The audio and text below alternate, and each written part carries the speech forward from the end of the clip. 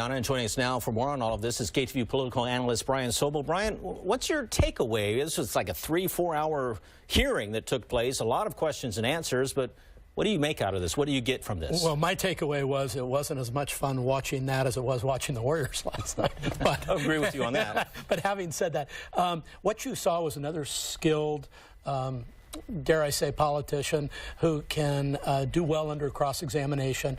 And I thought that he came in there with an idea of what he wanted to talk about, and that was to essentially clear the president in many respects around collusion.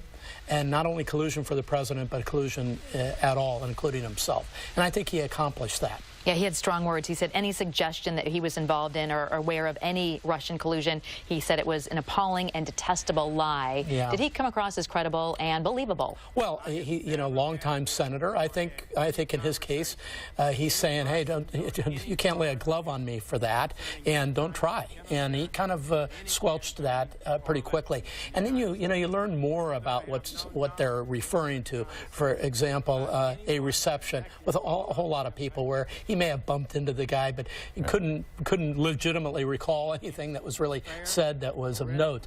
So this is the importance of this investigation by Bob Mueller, and that is that you've got to dig in there and figure out what are the facts and what are not facts. All right, a lot of senators trying to get answers to questions, and at one point, California Senator Kamala Harris was trying to pin down Jeff Sessions on one particular line of questioning. Let's take a listen. Did you not ask your staff to show you the policy that would be the basis for you refusing to answer the majority of questions that have been asked? Should be allowed to answer the question. Senators will allow the chair to control the hearing. Senator Harris, let him answer. Please do. Thank you. We talked about it, and we talked about the real principle that's at stake. It's one that I have some appreciation for, as having spent 15 years in the Department of Justice. Well, the point of that is that she got called out, and no other senator was called out like that. Some senators thought maybe she was being a little rude or too aggressive.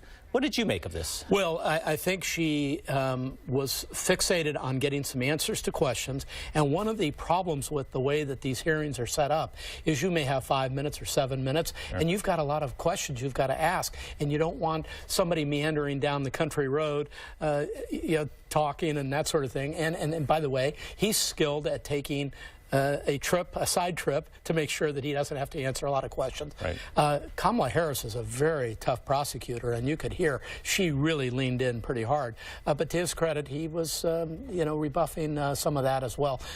And you're right, nowhere else in the hearing did you hear somebody get scolded, I'll say, for being too tough. Yeah, some thought it might be sexist because that happened to her once before. Brian, thank you for your time.